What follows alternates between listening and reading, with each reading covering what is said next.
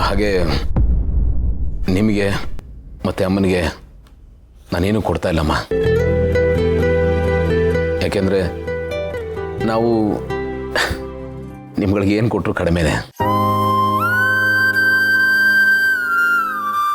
ಇವತ್ತು ನಾವೇನೇ ಆಗಿದ್ರೂ ನಿಮ್ಮ ಹಾರೈಕೆ ಆಶೀರ್ವಾದದಿಂದ ಆಗಿದ್ದೀವಿ. ಹಾಗಾಗಿ ಏನೂ ಕೊಡ್ತಾ ಇಲ್ಲ. ನಿಮಗೆ ಪಾಲು ಕೊಡೋಷ್ಟು ನಾನು ದೊಡ್ಡವನಲ್ಲಮ್ಮ. ನನಗೆ ನೀವು ಬೇರೆ ಅಲ್ಲ, ಅಮ್ಮ ಬೇರೆ ಅಲ್ಲ.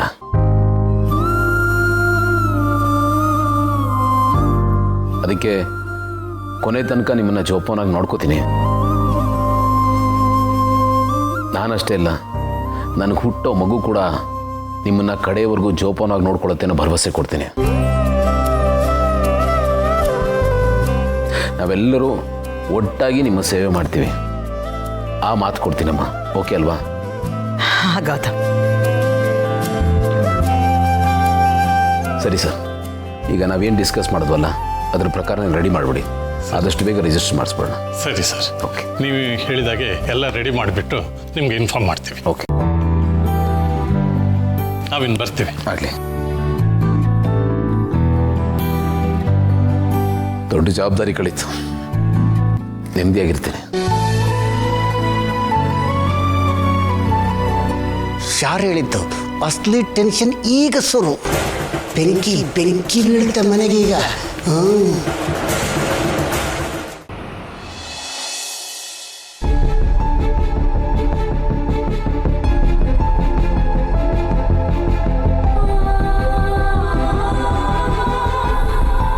ಗೌತಮ್ ಅವರೇ, ಈಗಲೇ ಆ ವಿಲ್ ಮಾಡೋ ಅವಶ್ಯಕತೆ ಇತ್ತಾ? ಯಾಕೆ ಎಷ್ಟು ಅರ್ಜೆಂಟ್ ಮಾಡಿದ್ರಿ?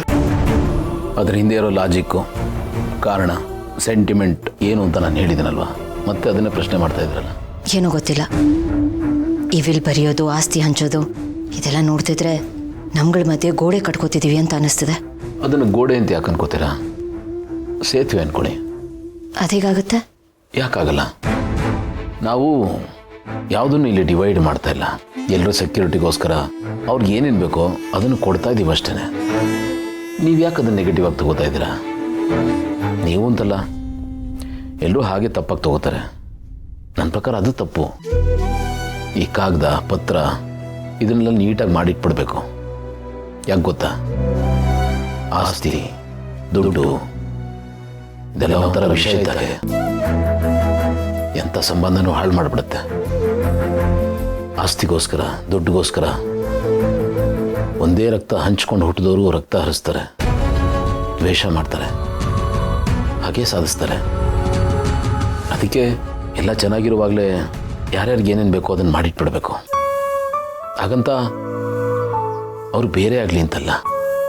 ನಾಳೆ ಅವ್ರ ಸಂಸಾರ ದೊಡ್ಡದಾಗಿ ಬೆಳೆದು ಅವರು ಸಪ್ರೇಟ್ ಆಗೋ ಪರಿಸ್ಥಿತಿ ಬಂದಾಗ ಯಾವುದೇ ಗಲಾಟೆಗಳಾಗಬಾರ್ದು, ಕನ್ಫ್ಯೂಷನ್ಸ್ ಇರಬಾರ್ದು, ಸಂಬಂಧಗಳು ಕೆಡಬಾರ್ದು. ಆ ಮುಂದಾಲೋಚನೆಯಿಂದ ಈಗ ಮಾಡಿದೆ ಅಷ್ಟೇ. ನೀವು ಹೇಳ್ತಿದ್ದು ಸರಿನೇ ಇದೆ, ಆದರೂ ಏನು ಭೂಮಿಕಾ? ನೋಡಿ, ಕೆಟ್ಟ ಕೆಲಸ ಮಾಡೋದಕ್ಕೆ ಹಿಂದೆ ಮುಂದೆ ಯೋಚನೆ ಮಾಡಬೇಕು.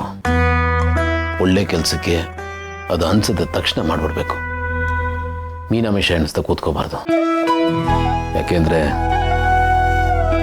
ನಮಗೆ ಇನ್ನೆಷ್ಟು ಟೈಮ್ ಉಳಿದಿದೆ ಅಂತ ನಮಗೆ ಗೊತ್ತಿರಲ್ಲ. ನಾನಾಗಲೇ ನನ್ನ ಅರ್ಧ ಆಯಸ್ಸನ್ನು ಕಳೆದು ಬಿಟ್ಟಿದ್ದೀನಿ. ನನಗೆ ಈಗ ಜೀವದ ಭಯ ಕಾಡ್ತಾ ಇದೆ. ಮನುಷ್ಯನ ಜೀವನ ಯಾವಾಗ ಏನು ಬೇಕಾದರೂ ಆಗ್ಬೋದು. ಈ ಕ್ಷಣ ಮಾತ್ರ ನಮ್ಮದು, ಮುಂದೆ ಏನಾಗುತ್ತೆ ಅಂತ ಹೇಳೋಕ್ಕಾಗಲ್ಲ. ಅದಕ್ಕೆ ಅಕಸ್ಮಾತ್ ಒಂದು ವೇಳೆ ನಾನು ಇಲ್ಲದೆ ಹೋದರೆ ನೀವೆಲ್ಲ ಸೇಫ್ ಹ್ಯಾಂಡ್ಸಲ್ಲಿರಬೇಕು, ಸೆಕ್ಯೂರ್ಡ್ ಆಗಿರಬೇಕು ಅನ್ನೋದು ನನ್ನ ಆಸೆ. ಅದಕ್ಕೆ ಈ ಕೆಲಸ ಅಗತ್ಯ ಅನ್ನಿಸ್ತು, ಸರಿಯಾಗಿದೆ, ಯೋಗ್ಯವಾಗಿದೆ, ಡಿಲೇ ಮಾಡಬಾರ್ದು ಅಂತ ಅನ್ನಿಸ್ತು. ಅದಕ್ಕೆ ಮಾಡಿದೆ. ನೀವೀಗ ಮಾಡಿದ್ರೆ ನಾವೆಲ್ಲರೂ ನೆಮ್ಮದಿಯಾಗಿರ್ತೀವಿ ಅಂತ ಅನ್ಕೊಂಡಿದ್ರಾ? ಗೌತಮ್ ಅವರೇ, ಬರೀ ದುಡ್ಡು ಆಸ್ತಿ ಇದ್ರೆ ಮಾತ್ರ ನೆಮ್ಮದಿ ಇರಲ್ಲ. ನೀವಿಲ್ಲ ಅಂದರೆ ನಾವು ಖುಷಿಯಾಗಿರ್ತೀವಿ ಅಂತ ನೀವು ಹೇಗೆ ಅನ್ಕೊಂಡ್ರಿ? ನೋಡಿ ಪ್ಲೀಸ್, ಮತ್ತೆ ಈ ರೀತಿಯೆಲ್ಲ ಮಾತಾಡಬೇಡಿ. ಅದನ್ನ ಇಮ್ಯಾಜಿನ್ ಮಾಡ್ಕೊಳ್ಳೋದಕ್ಕೂ ನನ್ನ ಕೈಯಲ್ಲಾಗಲ್ಲ, ಕೇಳೋ ಶಕ್ತಿನೂ ನನಗಿಲ್ಲ. ಸೊ ಪ್ಲೀಸ್ ಹೀಗೆಲ್ಲ ಮಾತಾಡಬೇಡಿ ನೀವು. ಸರಿ, ಮಾತಾಡು, ನೀವು ಸಮಾಧಾನ ಮಾಡ್ಕೊಳ್ಳಿ. ನಾನು ಹೀಗೆಲ್ಲ ವೇದಾಂತಿ ಥರ ಮಾತಾಡಿದೆ ಎಂದು ಮಾತ್ರಕ್ಕೆ ನಾನು ಈಗಲೇ ಹೊರಟೋಗ್ತೀನಿ ಅಂತಲ್ಲ. ನನಗೂ ನಿಮ್ಮ ಜೊತೆ ಬದುಕಬೇಕು ಅನ್ನೋ ಆಸೆ ಇದೆ. ಏನೇ ಆದರೂ ನಮ್ಮಿಬ್ಬರ ಮಧ್ಯೆ ಈ ನಂಟು ಅಂಟಿದೆಯಲ್ಲ, ಇದು ಮತ್ತೆ ನಮ್ಮನ್ನು ಈ ಜೀವನಕ್ಕೆ ಪ್ರಪಂಚಕ್ಕೆ ಹೇಳ್ಕೊಂಬರುತ್ತೆ. ಎಲ್ಲದಕ್ಕಿಂತ ಬದುಕಬೇಕು ನಮ್ಮ ಮಾತಾಡ್ದ. So don't worry. ಹೀಗೆ ವರ್ಷಕ್ಕೊಂದು ಮಗು ಮಾಡಿಕೊಂಡು 106 ವರ್ಷ ನಿಮ್ಮ ಜೊತೆ ಇರ್ತೀನಿ. ಓಕೆನಾ? ಹ್ಯಾಪಿನಾ? ನನಗೇನು ಮಕ್ಕಳು ಇರೋ ಫ್ಯಾಕ್ಟ್ರಿ ಅನ್ಕೊಂಡ್ಬಿಟ್ಟಿದ್ದೀರಾ? ವರ್ಷಕ್ಕೊಂದು ಮಗು ಅಂತ ನನ್ನ ಕೈಯಲ್ಲಿ ಆಗಲ್ಲ ಅದೆಲ್ಲ. 2 ವರ್ಷಕ್ಕೊಂದು. ತಮ್ಮವರೇ,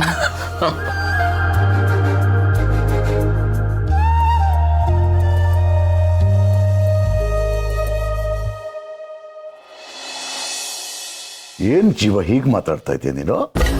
ನಾನು ಬೆಳೆಸಿದ ಹುಡುಗ ನೀನು, ನನ್ನ ಎದುರಿಗೆ ನಿಂತು ಮಾತನಾಡೋಷ್ಟು ಬೆಳೆದು ಬಿಟ್ಟಿಯ ನೀನು. ಬೆಳೆದು ನಿಂತಿರೋದಲ್ಲ, ಬುದ್ಧಿ ಬಂದಿರೋದು. ನಿಮ್ಮನ್ನ ನಾನು ಅತಿಯಾಗಿ ನಂಬಿಟ್ಟೆ. ಯಾವ ಮಟ್ಟಕ್ಕೆ ಅಂದರೆ ನಿಮ್ಮ ವಿಷಯದಲ್ಲಿ ನನ್ನ ಬುದ್ಧಿನೇ ಕೆಲಸ ಮಾಡ್ತಿರ್ಲಿಲ್ಲ. ನೀವು ಹೇಳಿದ್ನೆಲ್ಲ ನಿಜ ಅಂತ ನಂಬ್ತಿದ್ದೆ. ನಾನು ಪಾಲಿನ ದೇವರು ಅನ್ಕೊಂಡಿದ್ದೆ. ಆದ್ರೆ ಈಗ ಅರ್ಥ ಆಗಿದೆ, ನೀವು ನನ್ನ ಪಾಲಿನ ದೇವರಲ್ಲ. ಬೇಡ ಬಿಡಿ, ಆ ಮಾತನ್ನು ಹೇಳೋದಕ್ಕೂ ನಂಗೆ ಇಷ್ಟ ಇಲ್ಲ. ದೇವರಲ್ಲ ದೆವ್ವ ಅಂತಿದ್ದೀಯಾ? ಆ ನಿನ್ನ ತಲೆ ಮೇಲೆ ಒತ್ಕೊಂಡು ಮೆರೆಸನ್ನಲ್ಲ, ಅದು ಚೆನ್ನಾಗಿತ್ತ? ನನ್ನ ಸಮಯ, ನನ್ನ ಹಣ, ನನ್ನ ಶ್ರಮ ಎಲ್ಲಾನು ನಿನ್ನ ಮೇಲೆ ಸುರಿದೆ. ನಿನ್ನ ಕಂಪ್ನಿನಲ್ಲಿ ಇನ್ವೆಸ್ಟ್ ಮಾಡಿದೆ, ಅದಕ್ಕೆ ಸಿಕ್ಕ ಪ್ರತಿಫಲನ ಇದು. ಈ ಭಾಗ್ಯಕ್ಕೋಸ್ಕರ ನಾನು ಇದನ್ನೆಲ್ಲ ಮಾಡಬೇಕಾಗಿತ್ತಾ? ಮತ್ತದೇ ಕಾಮಿಡಿ ಮಾಡಬೇಡಿ. ನೀವೇ ನಾನು ಉದ್ಧಾರ ಆಗಲಿ ಅಂತ ಏನೂ ಮಾಡಿಲ್ಲ. ನನ್ನನ್ನು ನಿಮ್ಮ ಟೀಮಿಗೆ ಸೇರಿಸ್ಕೋಬೇಕಾಗಿತ್ತು. ನನ್ನನ್ನು ಯೂಸ್ ಮಾಡ್ಕೊಂಡು ನಮ್ಮ ಬಾವನ ಮೇಲೆ ರಿವೆಂಜ್ ತಗೋಬೇಕಾಗಿತ್ತು. ಅಷ್ಟಕ್ಕೆ ಮಾತ್ರ ನಾನು ಬೇಕಾಗಿದ್ದಿದ್ದು. ನನ್ನ ಹೆಗ್ಲ ಮೇಲೆ ಗನ್ನಿಟ್ಟು ನನ್ನ ಬಾವಂಗೆ ಗುರಿ ಇಟ್ಟಿದ್ರಿ. ಲಕ್ಕಿಲಿ ಎಲ್ಲ ವಿಷಯ ನನಗೆ ಗೊತ್ತಾಯ್ತು, ಬಚಾವಾದೆ. ಇಲ್ಲ ಅಂದಿದ್ರೆ ನನ್ನನ್ನು ಬರ್ಬಾದ್ ಮಾಡಿ ನನ್ನ ಕೈಲಿ ಮಾಡಬಾರ್ದನ್ನ ಮಾಡಿಸಿ ಎಲ್ರ ಲೈಫ್ಗೂ ನನ್ನ ಕೈ ಯಾರ ಕೊಳ್ಳಿ ಇಡಿಸ್ತಿದ್ರಿ. ನನ್ನನ್ನು ವಿಲನ್ ಮಾಡಿಬಿಡ್ತಿದ್ರಿ. ನನಗೆ ಕೆಟ್ಟ ಹೆಸರು, ನಿಮಗೆ ಲಾಭ. ಎಂಥ ಸ್ಕೆಚ್ ಹಾಕ್ಬಿಟ್ಟಿದ್ರಿ ಅಲ್ಲ. ಇದನ್ನು ಅರ್ಥ ಮಾಡ್ಕೊಳ್ಳೋದಕ್ಕೆ ಇಷ್ಟು ದಿನ ಆಯಿತು. ತಮ್ಮ ದಯೆ, ನನ್ನ ಲೈಫ್ ಆಲ್ಮೋಸ್ಟ್ ಹಾಳಾಗೋ ಸ್ಟೇಜಲ್ಲಿತ್ತು. ದೇವ್ರ ದಯೆ, ಪೂರ್ತಿ ಹಾಳಾಗೋದಕ್ಕೂ ಮುಂಚೆ ಬುದ್ಧಿ ಬಂತು. ನೋಡು ಶಿವ, ನೀನು ನನ್ನನ್ನು ತಪ್ಪಾಗಿ ತಿಳ್ಕೊಂಡಿದ್ಯಾ. ಪ್ಲೀಸ್ ಮತ್ತೆ ನೈಸ್ ಮಾಡೋದಕ್ಕೆ ಬರಬೇಡಿ. ಆಲ್ರೆಡಿ ತುಂಬ ನೈಸ್ ಮಾಡಿ ಚಾರ್ ಬೀಳೋನಿದ್ದೆ. ಹೇಗೋ ಬ್ಯಾಲೆನ್ಸ್ ಮಾಡಿ ನಿಂತಿದ್ದೀನಿ. ಮತ್ತೆ ನಿಮ್ಮ ಬಲೆಗೆ ಬೀಳ್ತೀನಿ ಅನ್ನೋದು ಕನಸು, ಸಾಧ್ಯನೇ ಇಲ್ಲ. ಒಳ್ಳೆಯವ್ರು ಯಾರು ಕೆಟ್ಟವ್ರು ಯಾರು ಅಂತ ತಿಳ್ಕೊಳ್ಳೋದಕ್ಕೆ ಇಷ್ಟು ದಿನ ಬೇಕಾಯಿತು. ನನಗೆ ಈಗ ಅರ್ಥ ಆಗಿದೆ. ಒಂದು ಮಾತು ತಿಳ್ಕೊಳ್ಳಿ, ನೀವೆಷ್ಟೇ ಪ್ರಯತ್ನ ಪಟ್ಟರು, ಎಷ್ಟೇ ಪ್ಲ್ಯಾನ್ ಮಾಡಿದ್ರು, ಎಷ್ಟೇ ಸರ್ಕಸ್ ಮಾಡಿದ್ರು ನಮ್ಮನ್ನು ಹಾಳು ಮಾಡೋದಕ್ಕಾಗಲ್ಲ. ನಮ್ಮ ಸಂಸಾರ ಹೊಡೆಯೋದಕ್ಕಾಗಲ್ಲ. ನಮ್ಮನ್ನು ಅಕ್ಕ ಭಾವನಿಂದ ದೂರ ಮಾಡೋದಕ್ಕೂ ಆಗಲ್ಲ. ಅದನ್ನೆಲ್ಲ ಮರ್ತ್ಬಿಡಿ. ಏನೋ ನನ್ನ ಬ್ಯಾಡ್ ಟೈಮ್ ನಿಮ್ಮ ಕೈಲಿ ತಗ್ಲಾಕೊಂಡೆ. ನನ್ನ ಲೈಫ್ ಆಲ್ಮೋಸ್ಟ್ ಹಾಳಾಗೋಗ್ಬಿಟ್ಟಿತ್ತು. ಅದೆಲ್ಲ ಬಿಡಿ, ಅದೆಲ್ಲ ಹಳೆ ಚಾಪ್ಟರು. ಈಗ ನನ್ನ ಲೈಫಲ್ಲಿ ಹೊಸ ಚಾಪ್ಟರ್ ಓಪನ್ ಆಗಿದೆ. ನಿಮ್ಮನ್ನು ನಂಬೋ ಚಾನ್ಸೇ ಇಲ್ಲ, ಆ ಪ್ರಶ್ನೆನೂ ಇಲ್ಲ. ನನ್ನ ನಿಮ್ಮ ಮಧ್ಯೆ ಇದ್ದ ವ್ಯವಹಾರ ಎಲ್ಲ ಮುಗೀತು. ಇವತ್ತಿಗೆ ಫುಲ್ ಸ್ಟಾಪ್ ಇಡ್ತಿದ್ದೀನಿ. ಎಲ್ಲ ಡಾಕ್ಯುಮೆಂಟ್ಸು ಇದರಲ್ಲಿದೆ, ಚೆಕ್ಕು ಇದರಲ್ಲೇ ಇದೆ. ಚೆಕ್ ಮಾಡ್ಕೊಳ್ಳಿ. ಬಾಯ್.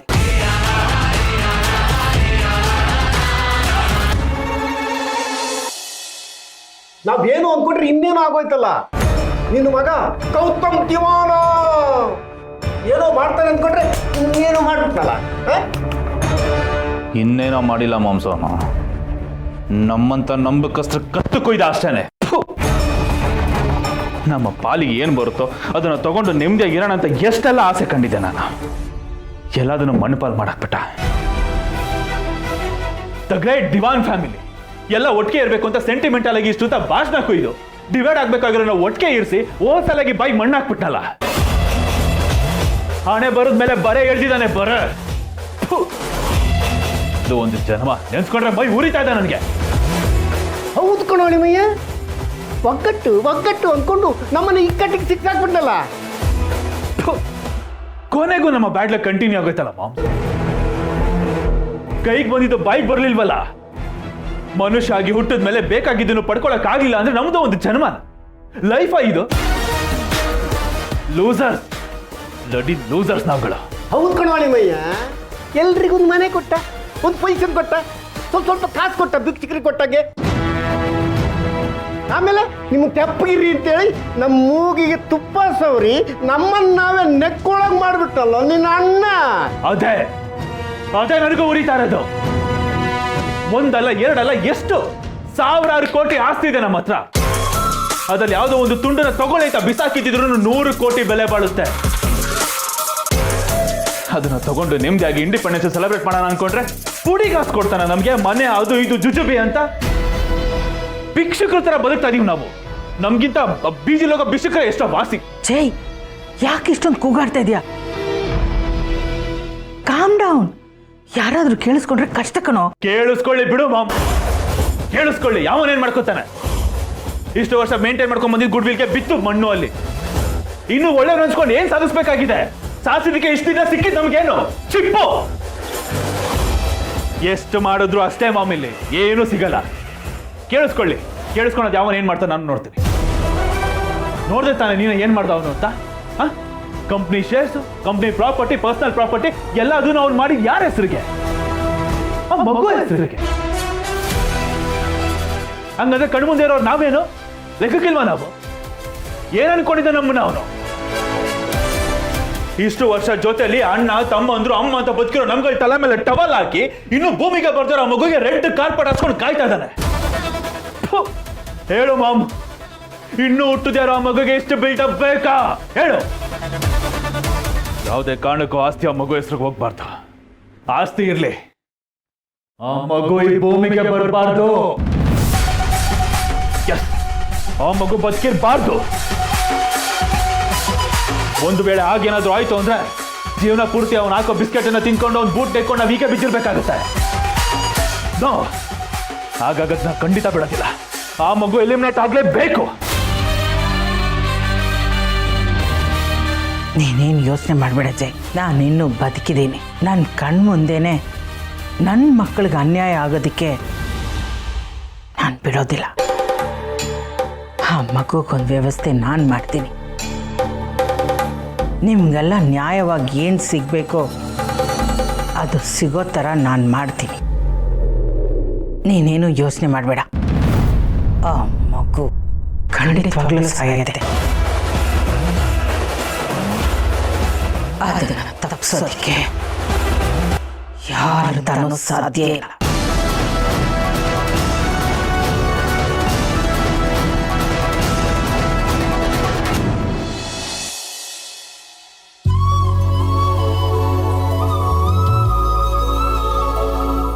ಏನ್ರಿ ಹಾಗೆ ನೋಡ್ತಾ ಇದ್ದೀರಾ? ನೀವು ಇಷ್ಟು ಬೇಗ ಹುಷಾರಾದ್ರಲ್ಲ, ಅದನ್ನ ನೋಡಿ ಖುಷಿ ಪಡ್ತಾ ಇದ್ದೀನಿ. ಥ್ಯಾಂಕ್ ಯು ಗಾಡ್, ನನ್ನ ಯಜಮಾನ್ರಿಗೆ ಇಷ್ಟು ಬೇಗ ಸರಿ ಮಾಡಿದ್ರಲ್ಲ, ಥ್ಯಾಂಕ್ ಯು. ಹೌದು, ಇವತ್ತೇನು ಫುಲ್ ಜೋಶಲ್ಲಿದ್ದೀರಾ? ನನ್ನ ಬ್ಯಾಟ್ರಿ ನಿಧಾನಕ್ಕೆ ಒಳಗಡೆಯಿಂದ ಚಾರ್ಜ್ ಆಗ್ತಾ ಇದೆ. ನಾನು ಡಲ್ ಆದರೆ ನೀವು ಡಲ್ ಆಗ್ತೀರಾ. ನಿಮ್ಮ ಹೊಟ್ಟೆ ಒಳಗಿರೋ ಮಗು ಡಲ್ ಆಗುತ್ತೆ. ಮೋಸ್ಟ್ಲಿ ನನ್ನ ಸಬ್ ಕಾನ್ಷಿಯಸ್ಸು ನನ್ನನ್ನು ಸ್ಟ್ರಾಂಗ್ ಮಾಡ್ತಾ ಇದೆ ಅಂತ ಅನ್ಸುತ್ತೆ. ಇದೆಲ್ಲ ಪ್ರಕೃತಿ ಹುನ್ನಾರ ಕಣ್ರಿ. ಏನ್ರಿ ಇದು ಸಾಹಿತಿಗಳ ಥರ ಮಾತಾಡ್ತಿದ್ದೀರಾ? ಎಲ್ಲ ನಿಮ್ಮ ಸವಾಸ, ನಿಮ್ಮಿಂದನೇ ಎಲ್ಲ ಟ್ರಾನ್ಸ್ಫರ್ ಆಗಿರೋದು. ನಾನು ಇಷ್ಟು ಬೇಗ ರಿಕವರ್ ಆಗೋದಕ್ಕೆ ನೀವೇ ಕಾರಣ. ನಾನಾ? ಹೇಗೆ? ನೀವೇ ತಾನೇ ನನ್ನ ಎನರ್ಜಿ ಬೂಸ್ಟರು. ಫಿಲಾಸಫಿಕಲಿ ಹೇಳೋದಾದ್ರೆ ನೀವೇ ನನ್ನ ಚೈತನ್ಯ ಕಣ್ರಿ. ಅದರ ಬಲದ ಮೇಲೆನೆ ನಾನು ಇಷ್ಟು ಬೇಗ ವಾಸಿಯಾಗಿರೋದು. ಸಾಕು ಸಾಕು, ತುಂಬ ಓವರಾಗಿ ಹೊಗಳ್ತಿದ್ರ. ನಿಜ ಹೇಳಬೇಕಂದ್ರೆ ಆ ಚೈತನ್ಯ ನಾನಲ್ಲ, ನನ್ನ ಹೊಟ್ಟೆಲಿರೋ ನಮ್ಮ ಮಗುನೇ ನಮ್ಮಿಬ್ಬರ ಪಾಲಿಗೆ ಚೈತನ್ಯ. ಜೀವನದ ಸೆಲೆ, ಮುಂದಿನ ಗುರಿ, ಗಮ್ಯ, ಜೀವನದ ಉದ್ದೇಶ ಎಲ್ಲ ನೋಡಿ. ಈಗ ನೀವು ಪಕ್ಕ ಸಾಹಿತಿ ಆಗ್ಬಿಟ್ಟಿದ್ದೀರ. ಗುರಿ ಗಮ್ಯ ಅಂತ ಏನೇನೋ ಮಾತಾಡ್ತಾ ಇದ್ದೀರಾ. ತಪ್ಪೇನಿದೆ? ನಮ್ಮ ಭಾಷೆನ ನಾವು ಬಳಸ್ತೀವಿ, ಇನ್ಯಾರು ಬಳಸ್ತಾರೆ? ಅದು ಸರಿನೇ. ಸುಮ್ಮನೆ ಈ ಚೌಚೌ ಭಾಷೆ ಮಾತಾಡೋದಕ್ಕಿಂತ ಒಂದು ಭಾಷೆನ ನೆಟ್ಟಿಗೆ ನೀಟಾಗಿ ಮಾತಾಡೋದು ಒಳ್ಳೇದು. ಏನು ಮಾಡ್ತೀರಾ, ಟ್ರೆಂಡು ಆ ಥರ ಆಗ್ಬಿಟ್ಟಿದೆ. ಎಲ್ಲರಿಗೂ ಎಲ್ಲ ಭಾಷೆ ಗೊತ್ತಿರುತ್ತೆ, ಬಟ್ ಅದರ ಆಳ ಅಗಲ ಏನೂ ಗೊತ್ತಿರಲ್ಲ, ಏನೂ ಬರ್ತಿರಲ್ಲ. ಸುಮ್ಮನೆ ಬಾಯಿಗೆ ಬಂದಾಗ ಮಾತಾಡೋದು ಒಂದು ಭಾಷೆ ಆಗ್ಬಿಟ್ಟಿದೆ. ಪ್ಲೇನಾಗಿ ಮಾತಾಡ್ತಿರ್ತಾರೆ, ಈ ಬೆಣ್ಣೆ ಇಲ್ದಿರೋ ಬೆಣ್ಣೆ ದೋಸೆ ಥರ. ನಿಜ, ಮಾತಲ್ಲಿ ಸ್ವಾರಸ್ಯನೇ ಇರಲ್ಲ. ಪ್ರತಿಯೊಂದು ಭಾಷೆಗೆ ಅದರದೇ ಆದಂಥ ಒಂದು ಸೋಲ್ ಇರುತ್ತೆ, ಬ್ಯೂಟಿ ಇರುತ್ತೆ. ಬಟ್ ಈಗ ಅದೆಲ್ಲಾನು ಕಳೆದು ಹೋಗ್ತಾ ಇದೆ. ಭಾಷೆ ಬರಡಾಗ್ತಿದೆ, ಸೊರ್ಗೋಗ್ತಾ ಇದೆ. ಏನು ಮಾಡೋಕ್ಕೂ ಆಗಲ್ಲ, ಈಗಿನ ಟೈಮೇ ಆ ಥರ ಇದೆ. ಅಪ್ಪ ಫೋನ್ ಮಾಡ್ತಿದ್ದಾರೆ. Thank you. ಹಾಪ್ಪ ಹೇಳಿ. ನಮ್ದೇನಿರತ್ತೆ ಕಂದ, ನೀನ್ ಹೇಳ್ಬೇಕು. ಅಳಿಯಂದ್ರೆ ಹೇಗಿದ್ದಾರೆ ಇವಾಗ? ಅಪ್ಪ ಅವ್ರು ಆರಾಮಾಗಿದ್ದಾರೆ. ಬ್ಯಾಕ್ ಟು ಫಾರ್ಮ್ ಅಂತಾರಲ್ಲ, ಆ ಥರ ಫುಲ್ ಜೋಶಲ್ಲಿದ್ದಾರೆ. ಅಳಿಯಂದ್ರು ಆರಾಮಾಗಿದ್ದಾರೆ ಅಂತ ಕೇಳಿ ತುಂಬಾ ಖುಷಿ ಆಯ್ತಮ್ಮ. ಅಳಿಯಂದ್ರಿಗೆ ಒಂಚೂರು ಫೋನ್ ಕೊಡು. ಯಾಕೆ ನನ್ನ ಹತ್ರ ಮಾತಾಡಲ್ವಾ? ಬರೀ ನಿಮ್ಮ ಅಳಿಯನ ಹತ್ರ ಮಾತಾಡ್ತೀರಾ? ಹಾಗಲ್ಲ ಕಂದ, ಅಳಿಯಂದ್ರ ಹತ್ರ ನಿನ್ನ ಬಗ್ಗೆ ಒಂದ್ ಸ್ವಲ್ಪ ಮಾತಾಡ್ಬೇಕು. ಫೋನ್ ಕೊಡು. ನನ್ನ ಬಗ್ಗೆನಾ? ಏನದು? ನೀನ್ ಕೊಡಮ್ಮ, ಹೇಳ್ತೀನಿ. ಸರಿ ಇರಿ, ಅಪ್ಪ ಮಾತಾಡ್ಬೇಕಂತ.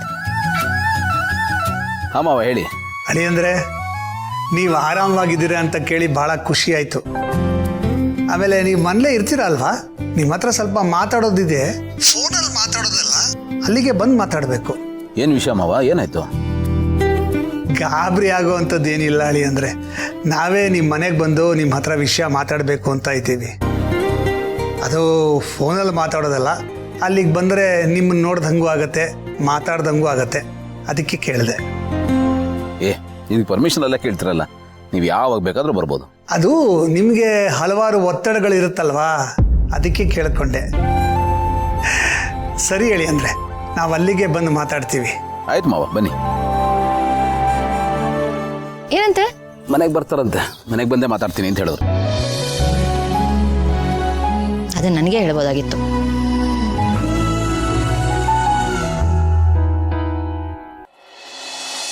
ಓಕೆ, ಮೆಹ್ತಾ ಕಂಪ್ನಿದು ಏನಾಯಿತು? ಓಕೆ, ಅದನ್ನು ಮುಗಿಸ್ಬಿಡಿ. Okay, call you later. ಬನ್ನಿ ಮಾವ. ನಮಸ್ಕಾರ ಅಳಿಯಂದ್ರೆ. ನಮಸ್ತೆ, ಹೇಗಿದ್ದೀರಿ? ನಾನು ಚೆನ್ನಾಗಿದ್ದೀನಿ, ನೀವು ಹೇಗಿದ್ದೀರಾ? ಚೆನ್ನಾಗಿದ್ದೀನಿ ಸರ್. ಪುಟ How ಚೆನ್ನಾಗಿದ್ದೀನಿ ಪುಟ. ಅಪ್ಪ ಅಲ್ಲಿ ಇಲ್ಲಿ ಸ್ವಲ್ಪ ನೋವಿದೆ ಅಷ್ಟೇ, ಅದು ಬಟ್ ಅದರ್ವೈಸ್ ಫೈನ್. ಮಾವ, ಅತ್ತೆ ಇಲ್ಲಿ ಇನ್ನು ಬಂದಿಲ್ಲ ಊರಿಂದ? ಇಲ್ಲ ಅಳಿಯಂದ್ರೆ, ಇನ್ನು ಮೈಸೂರಲ್ಲೇ ಇದ್ದಾಳೆ. ಇನ್ನೊಂದು 2-3 ದಿನ ಆಗ್ಬೋದು. ಮತ್ತೆ ಏನೋ ಮಾತಾಡಬೇಕು ಅಂತ ಹೇಳಿದ್ರಿ, ಏನು ವಿಷಯ? ಅದು ಭೂಮಿಗೆ ಈಗ ತಿಂಗಳು ತುಂಬಿದೆಯಲ್ಲ, ಅದಕ್ಕೆ ಸೀಮಂತ ಮಾಡೋಣ ಅಂತ. ನೀವು ಯಾವ ಡೇಟಲ್ಲಿ ಫ್ರೀ ಇದ್ರೆ ಹೇಳಿ, ಅವತ್ತೇ ಸೀಮಂತ ಇಟ್ಕೊಳ್ಳೋಣ. ಅದೊಂದು ಸಂಪ್ರದಾಯ ಅಲ್ವಾ, ಮಾಡಿ ಮುಗಿಸ್ಬಿಡೋಣ.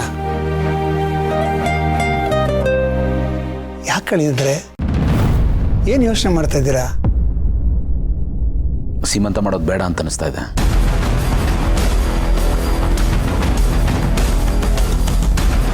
ಏನು ಹೇಳ್ತಿದ್ದೀರಾ ಅಳಿ ಅಂದರೆ? ಸಾರಿ ಮಾವ, ಭಾಳ ನೋವಿಂದ ಹೇಳ್ತಾ ಇದ್ದೀನಿ. ಈ ಹಿಂದೆ ಮಹಿಮಾಗೆ ಸೀಮಂತ ಮಾಡಿದ್ವಿ, ಮಲ್ಲಿಗೂ ಸೀಮಂತ ಮಾಡಿದ್ವಿ. ಏನೇನಾಯಿತು ಅಂತ ನಿಮಗೆ ಗೊತ್ತು. ನಾವೆಷ್ಟು ಖುಷಿಪಟ್ಟವೋ ಅದರ 10 ಪಟ್ಟಷ್ಟು ನೋವು ತಿಂದಿದ್ದೀವಿ. ಮಗು ಆಗುತ್ತೆ ಅಂತ ಬಹಳ ಆಸೆ ಇಟ್ಕೊಂಡಿದ್ವಿ, ಬಟ್ ಆಗಿದ್ದೇ ಬೇರೆ. ಅದು ನನ್ನ ಮನಸ್ಸಲ್ಲಿ ಹಾಗೆ ಉಳ್ಕೊಂಬಿಟ್ಟಿದೆ. ಬೇಡ ಮಾವ, ಸೀಮಂತ ಅಲ್ಲೇನೋ ಬೇಡ, ಈ ಐಡಿಯಾ ಡ್ರಾಪ್ ಮಾಡೋಣ. ಅಲ್ಲ ಅಳಿ ಅಂದರೆ ಪ್ಲೀಸ್ ಮಾವ. ಅಣ್ಣ, ಏನು ಹೇಳ್ತಿದ್ಯಾ ನೀನು? ನನಗೆ ಅಬಾಟ್ ಆಗಿತ್ತು ನನ್ನ ಮಿಸ್ಟೇಕಿಂದ. ಮಲ್ಲಿದು ಇಟ್ ವಾಸ್ ಅನ್ ಆಕ್ಸಿಡೆಂಟ್. ಅದಕ್ಕೂ ಇದಕ್ಕೂ ಏನು ಸಂಬಂಧನೇ ಇಲ್ಲ. ಸುಮ್ಮನೆ ಲಾಜಿಕ್ ಇಲ್ಲದೆ ಏನೇನೋ ಮಾತಾಡ್ತಿದ್ಯಾ ನೀನು. ಪ್ಲೀಸ್ ಪುಟ್ಟ, ನನ್ನ ಸೆಂಟಿಮೆಂಟ್ ಸ್ವಲ್ಪ ಅರ್ಥ ಮಾಡ್ಕೊ. ಅಣ್ಣ, ಸೇಮ್ ಡೈಲಾಗ್. ಪ್ಲೀಸ್ ನೀನು ನಮ್ಮೆಲ್ಲರ ಸೆಂಟಿಮೆಂಟ್ನ ಅರ್ಥ ಮಾಡ್ಕೊ. ನಮ್ದೆಲ್ಲ ಬಿಟ್ಬಿಡು. ಪಾಪ ಅದಕ್ಕೆಗೂ ಆಸೆ ಇರುತ್ತಲ್ವಾ ಸೀಮಂತ ಮಾಡಿಸ್ಕೊಳ್ಬೇಕು ಅಂತ. ಈಗ ನಮ್ಮೆಲ್ಲರೂ ಆಸೆನೂ ಒಂದೇ ಆದರೆ ಅದನ್ನ ಫುಲ್ಫಿಲ್ ಮಾಡೋದು ನಿನ್ನ ಡ್ಯೂಟಿ. ನೀನು ಮಾಡಲೇಬೇಕು ಅಷ್ಟೆ. ನೋಡು, ನಾನು ನಿನಗೆ ಏನೋ ಒಂದು ವಿಷಯ ಹೇಳೋ ಅಷ್ಟು ದೊಡ್ಡವಳೇನಲ್ಲ, ಬಟ್ ಆದರೂ ಒಂದು ಹೇಳ್ತಾ ಇದ್ದೀನಿ. ಲೈಫ್ ಅಂದರೆ ಇಟ್ಸ್ ಆಲ್ ಅಬೌಟ್ ಫ್ಯೂಚರ್. ನೆನ್ನೆ ಬಗ್ಗೆ ಯೋಚನೆ ಮಾಡೋದಲ್ಲ, ನಾಳೆದ್ರ ಬಗ್ಗೆ. ಅದು ಬಿಟ್ಟು ನೀನು ಆವಾಗ ಹಿಂಗಾಯ್ತು, ಇವಾಗ ಹಿಂಗಾಯ್ತು, ಅದು ಇದು ಅಂತೆಲ್ಲ ಅದ್ರ ಬಗ್ಗೆನೇ ಯೋಚನೆ ಮಾಡ್ತಿರ್ಬೇಡ. ಪ್ಲೀಸ್ ಅಣ್ಣ, ಇದೊಂದ್ಸರಿ ಒಪ್ಕೋ. ಪ್ಲೀಸ್ ಪ್ಲೀಸ್ ಪ್ಲೀಸ್, ನಿನ್ನ ಪ್ರೀತಿ ತಂಗಿ ಕೇಳ್ತಿದ್ದಾಳಂತಾದ್ರೂ ಒಪ್ಕೋ. ಪ್ಲೀಸ್ ಪ್ಲೀಸ್ ಪ್ಲೀಸ್ ಒಪ್ಕೋ, ಪ್ಲೀಸ್. ಸರಿ. Yeah, thank you.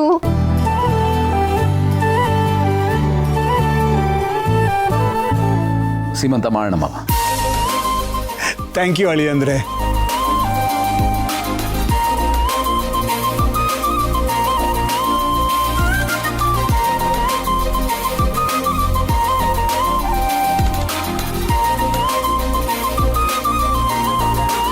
ಅಳಿ ಅಂದರೆ ಡೇಟ್ ನೀವೇ ಫಿಕ್ಸ್ ಮಾಡಿ ಹೇಳ್ಬಿಡಿ.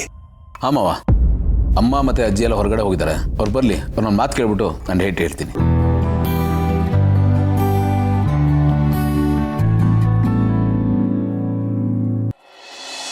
ಮತ್ತೆ ಇನ್ನೇನು ಕಂದ ಸಮಾಚಾರ? ಎಲ್ಲ ಆರಾಮ್ ತಾನೆ? ಹಾಪ, ಹೊಟ್ಟೆ ಭಾರ ಒಂದು ಬಿಟ್ರೆ ಇನ್ನೇನು ಇಲ್ಲ.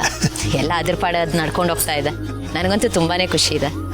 ಮತ್ತಿನ್ನೇನು, ಮಕ್ಕಳು ಅಂದರೆ ಖುಷಿನ ಹೊತ್ಕೊಂಡು ಬರ್ತಾರೆ. ಅದನ್ನು ಅನುಭವಿಸೋ ಮನಸ್ಸಿರ್ಬೇಕಷ್ಟೆ. ಈಗಿನ ಕಾಲದಲ್ಲಿ ತುಂಬ ಜನ ಮಕ್ಕಳನ್ನ ಹೊರೆ ಅನ್ಕೊಂಡ್ಬಿಟ್ಟಿರ್ತಾರೆ. ಅದು ತುಂಬ ತಪ್ಪು. ಮಕ್ಕಳ ಜೊತೆ ನಾವು ಮಕ್ಕಳಾಗುವಂಥ ಅವಕಾಶ ಸಿಗತ್ತೆ. ಆ ಖುಷಿನ ಅನುಭವಿಸ್ಬೇಕು. ನಿಜ ಅಪ್ಪ, ಮಕ್ಕಳು ಮಾಡ್ಕೊಳ್ಳೋದೇ ಜೀವನದ ಅಲ್ಟಿಮೇಟ್ ಗುರಿ ಅಂತಲ್ಲ. ಹಾಗೆ ಮಕ್ಳು ಇಲ್ಲದೆ ಇರೋರು ಕೊರಗೋ ಅಗತ್ಯನೂ ಇಲ್ಲ. ಆದ್ರೆ ಆ ದೇವ್ರು ಕೊಟ್ಟಾಗ ನಮ್ಮ ಕೈಯಲ್ಲಿ ಮಕ್ಕಳು ಹೇರೋ ಶಕ್ತಿ ಇದ್ದಾಗ ನಾವು ಅದನ್ನ ಬೇಡ ಅನ್ಬಾರ್ದು. ಆ ಖುಷಿನ ನಮ್ಮ ಕೈಯಾರೆ ನಾವೇ ಕಳ್ಕೋಬಾರ್ದು ಅಲ್ವಾ? ಕರೆಕ್ಟಾಗಿ ಹೇಳ್ಬೇಕಂದ. ಇನ್ಫ್ಯಾಕ್ಟ್ ಮಕ್ಕಳು ದೇವಲೋಕದ ರಾಯಭಾರಿಗಳು. ಅವರು ನಮ್ಗೇನೋ ಕಳಿಸ್ಬೇಕು ಅಂತಾನೆ ಹುಟ್ಟು ಬರ್ತಾರೆ. ನಮ್ಮ ಬದುಕಿನ ಜಂಜಾಟದಲ್ಲಿ ನಾವು ಕೆಲವೊಂದಷ್ಟನ್ನ ಮರ್ತಿರ್ತೀವಿ, ಕೆಲವೊಂದಷ್ಟನ್ನ ಕಳ್ಕೊಂಡಿರ್ತೀವಿ. ಅದನ್ನೆಲ್ಲ ನೆನಪು ಮಾಡಬೇಕು ಅಂತಾನೆ ಹುಟ್ಟು ಬರ್ತಾರೆ. ಹಾಗೆ ನೋಡೋಕೆ ಹೋದ್ರೆ ಮಕ್ಕಳೇ ನಮಗೆ ಟೀಚರು. ನಾವು ಅವರಿಂದ ಕಲಿಬೇಕಾದ್ದು ತುಂಬ ಇದೆ.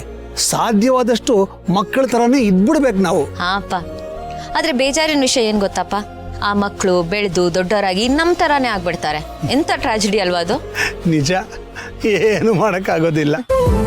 ಅಂದಾಗಪ್ಪ ಜೀವ ಈಗ ಹೇಗಿದ್ದಾನೆ? ನಾರ್ಮಲ್ ಆಗಿದ್ದಾನ? ಹೂನಮ್ಮ, ನಾರ್ಮಲ್ ಆಗಿದ್ದಾನೆ. ನಿಜ ಹೇಳಬೇಕು ಅಂದ್ರೆ ನಮಗೆ ಮೊದಲಿನ ಜೀವನೇ ಸಿಕ್ಕಿದ್ದಾನೆ. ಅಷ್ಟು ಬದಲಾಗ್ಬಿಟ್ಟಿದ್ದಾನೆ. ಇದನ್ ಕೇಳಿ ತುಂಬಾನೇ ಖುಷಿ ಆಯ್ತಪ್ಪ. ಇದನ್ನೇ ಅಲ್ವಾ ನಾವೆಲ್ಲರೂ ಬಯಸಿದ್ದು. ಕೊನೆಗೂ ನಮ್ಮ ಪ್ರಾರ್ಥನೆ, ನಮ್ಮ ಪ್ರಯತ್ನ ಯಾವುದೂ ವ್ಯರ್ಥ ಆಗಲಿಲ್ಲ. ಆದರೆ ಒಂದು ವಿಷಯ ಗೊತ್ತಾ, ಇದೆಲ್ಲ ಆಗೋದಕ್ಕೆ ಯಾರು ಕಾರಣ ಗೊತ್ತಾ? ನಮ್ಮ ಅಪ್ಪಿ. ಅಪ್ಪಿನಾ? ಮೂಕಂದ ಅವಳೇ ಅವನ ಜೊತೆ ಮಾತಾಡಿದ್ದು. ಅವರಿಬ್ಬರ ಮಧ್ಯ ವಾದ ವಿವಾದ ಎಲ್ಲ ಆಯ್ತು. ಅತ್ತು ಕರೆದು ಎಲ್ಲ ಮಾಡಿ ಕೊನೆಗೆ ಅವನ ಮನಸ್ಸನ್ನ ಕರಗಿಸ್ಬಿಟ್ಲು. ಹಾಗಾಗಿ ಯಾವ ಆತಂಕನೂ ಇಲ್ಲ. ಗ್ರಹಣ ಕಳೀತು ಅಂತ ಖುಷಿಯಾಗಿರೋದಷ್ಟೇ.